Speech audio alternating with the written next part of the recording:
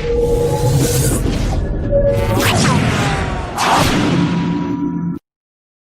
this is Dennis Wilborn. We'll get going right at the top of the hour, and glad you can join us today for On the Radar. Hey, Phil, glad to see you joining us today. We'll get going. We are just about at the top. Matter of fact, in 1 second, pow, we're ready to go. Hey, good afternoon, everybody. This is Dennis Wilborn. Welcome to On the Radar. It's the live market updates. We're going to take a look at some stocks that may be ready to move, and a couple of trading tips that I want to basically cover with people. The trading tip for today is really a good one. It's basically, what do you do when you're late to the party? In other words, what do you do when this, what's the reasons causing you to miss out on trades? We're going to cover a little bit of that today. We're going to also cover a couple of stocks, but we first want to take a look at the indexes. And then also I will be taking a look at what? I want to relook at Twitter, see if there's any blow over from Twitter into Facebook. And then a biotech stock that could benefit and get into a really nice run with the basically the vaccine with the COVID. So I have to stay around to the end to catch that one.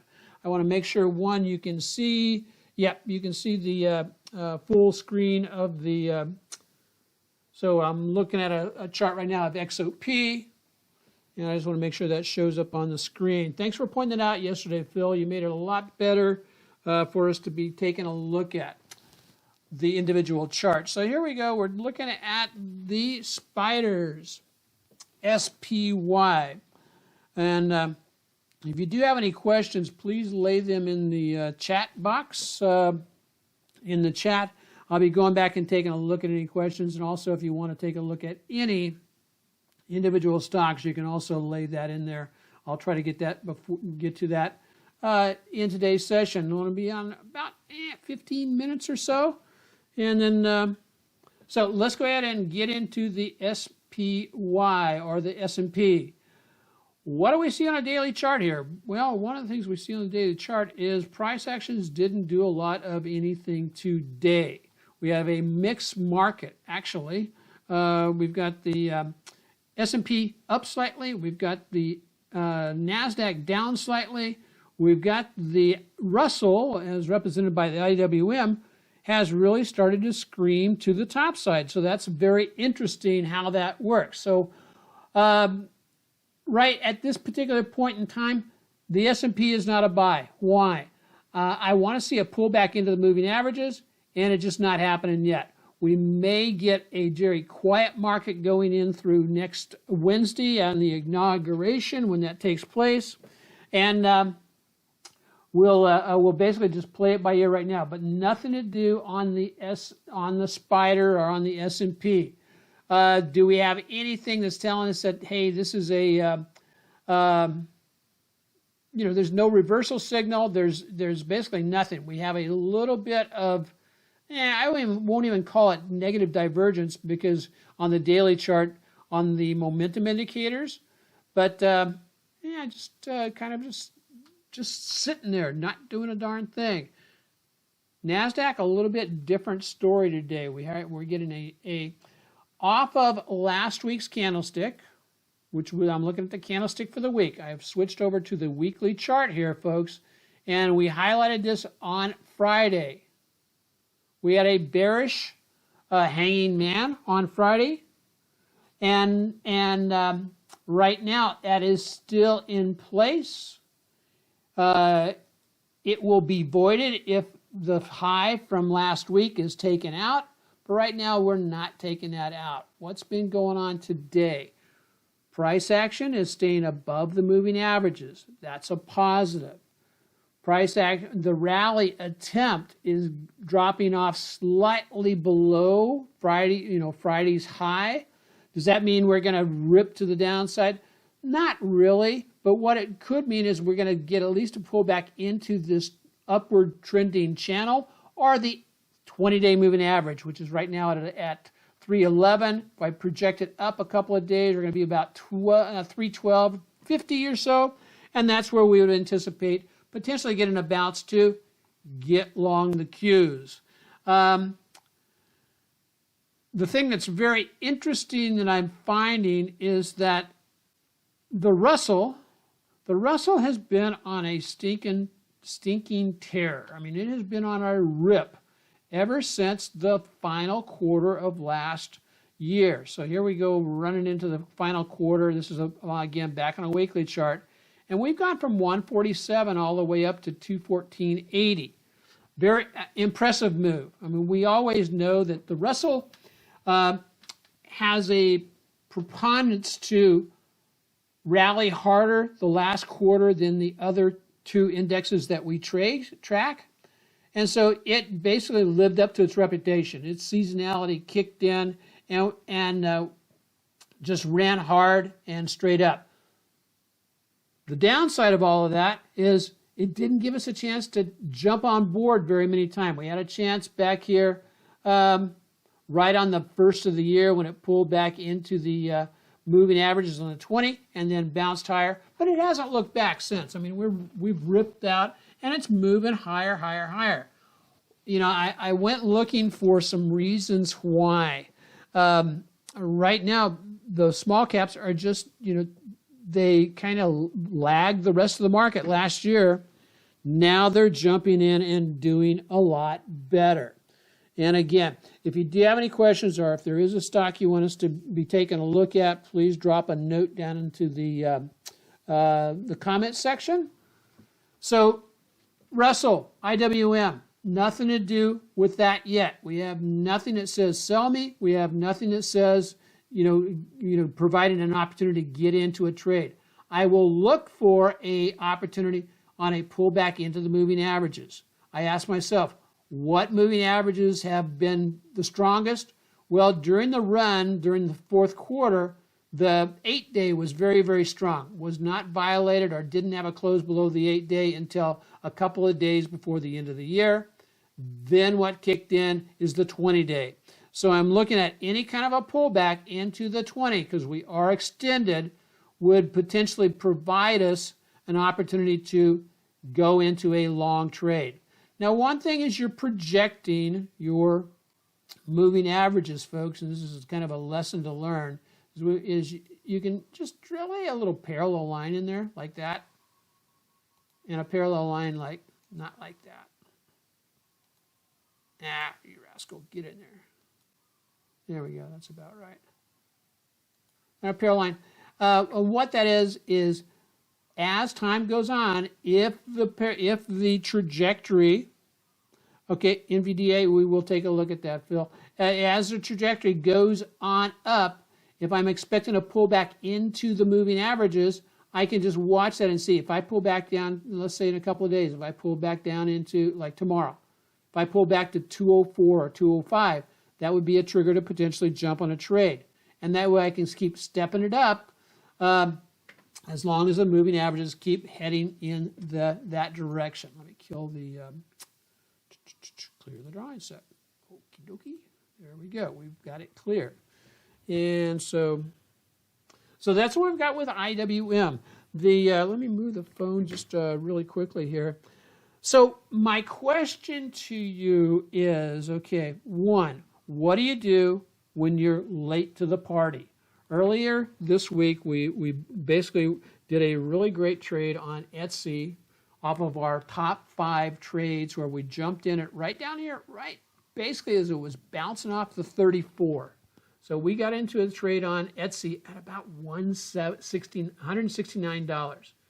And then it ripped out of here.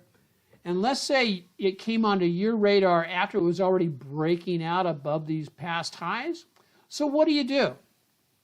Well, one, I want to go back and find out, okay, before I beat myself up of going, gosh darn it, I missed a trade again.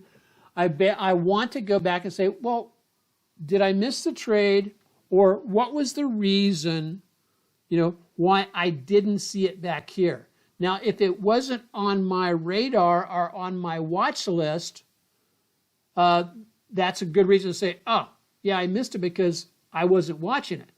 So don't beat yourself up about that. If you want to get in on these trades a little bit earlier, become an active trend trader. And you can get the top 5 every Saturday. And I'll show you 5 stocks that are getting ready and show you exactly where I'm going to enter the trade, just the way we did on Etsy. So, okay, why was I late? That's one of the questions. Now, if Etsy was on my watch list, let's say from back over here, then I have to go back into my routine and take a look at my routine. What was it about my routine, my daily routine and my weekly routine, that caused me, that resulted in me missing this trade as it pulled back against the moving average? That partly may be, well, I didn't do my daily routine, or I didn't do my weekly routine. Therefore, I wasn't alert to it happening. So if that is something that you can sit there and journal and say, this is why it happened, then you can say, okay, going forward, here's the way I will fix that. And then the other piece of this then is, okay, now that it has broken out, Etsy is a strong stock. It's been doing really well. I'll rip over here to the weekly chart. You see, three-week pullback and then a rip higher. Over here we had a 5-week pullback and a rip higher. So it's working within those parameters. So what I want to do now, right now on Etsy, I'm showing a potential shooting star type pattern. I can look for a pullback back into basically where it broke out, about the 198 level. Throw on a Fibonacci, and the Fibonacci will help us. And if you don't know how to use Fibonacci's, go over to my YouTube channel, Market Tech Talk, and I have a two-part series about doing Fibonacci's, both price-wise and time-wise. And so if I look at this, the top of the Fibonacci box starts at 200. The bottom of the Fibonacci box is down here at 167. Anywhere in that area, all right, go baby. So I want to basically look at 194 would be a 50% retracement of this move.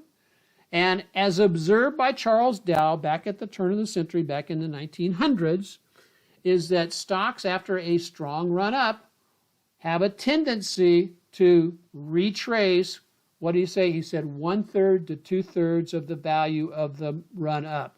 Isn't it interesting that before we knew about applying Fibonacci's to charts, Charles Dow was already observing what was going on, and it fits the parameters for Fibonacci so well.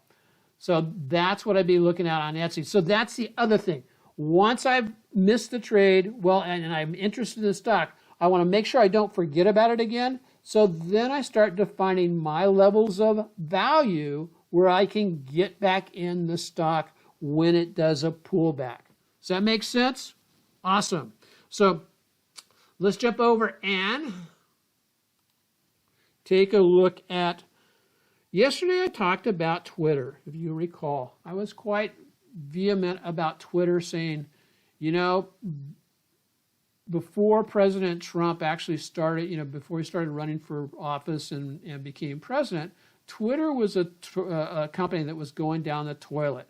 I'm looking for, and now that they basically censored, probably their, never bite the hand that feeds you is the situation. This is not meant to be a political statement. It's just that President Trump's tweets is what brought Twitter back. Now that that's gone and they've said, well, we're not going to take his tweets anymore. Well, look what's happening to Twitter. Ripping to the downside. I've been looking to get in. I'm looking at Twitter. It could very well do a complete retracement all the way down here to the 20-day, the 200-day moving average. And so that is, it's only about, $5 or $6 more. So we'll keep an eye on that sucker. But what about it's not its buddy, but Facebook? Is Facebook facing something similar? Well, I'll be darned. Look at that. Facebook is breaking today below its 200-day moving average.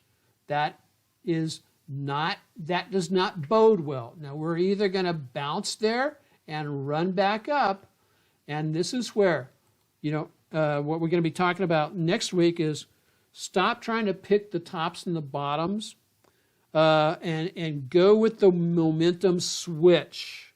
That's the key. I'm going to be explaining what that's about next week.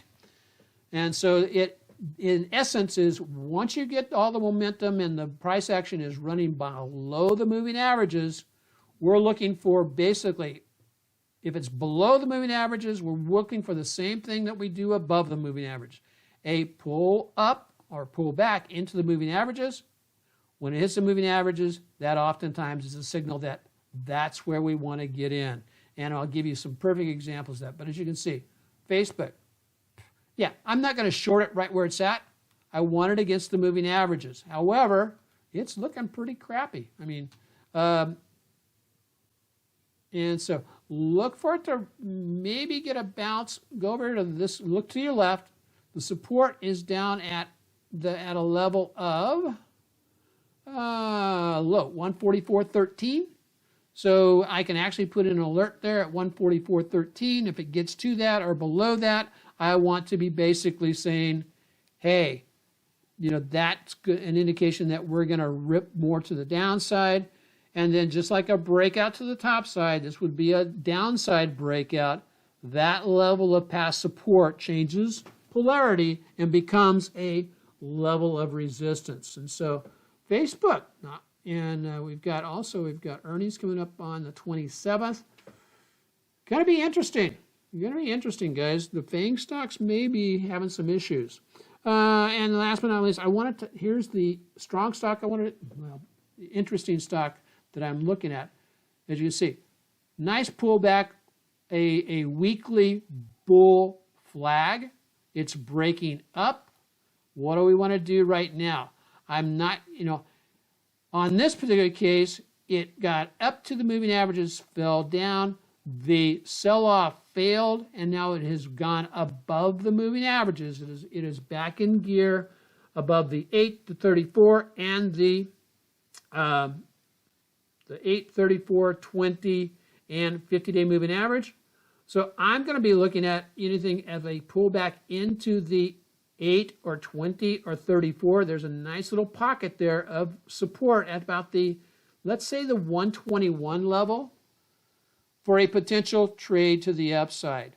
And mRNA also has some really good option opportunities, setting itself up. When's earnings coming up on this puppy? 224. Could be setting us up for a really nice earnings run. We'll be taking a look at that. And then, Phil, you want me to take a look at NVDA. NVDA, I looked at this a little bit earlier today. It's looking kind of sloppy. As you see over the last few weeks, going back to November timeframe, we ran up here. It fell from the sky. It has retested that level. It's just working sideways. When the moving averages start to trend sideways like this, you're looking at things going into a range. And in this particular case, we're in a range between about this level down to, let's see. And what you do when you draw your range in there, you want to pick as many points as you can. It's kind of a compromise.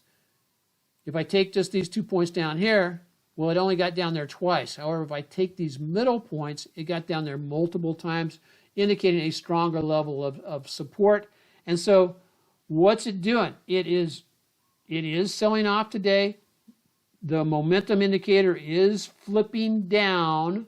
What are we looking on a weekly chart? Again, I recognize the week is not over. It will be tomorrow, though. But it has run up, hit its past, a past level of resistance where sellers came in previously. And so I'm looking at, it could drop to 512. And so as it stands right now, Phil, I'm not in a hurry to get into this trade. I'll see what it does when it gets down there to 512. And so that's what I'm saying is, as you can see, that's a sideways move. And so when you get a sideways move like that, go to where your support is. And we got support at 512.66 and down at about 505.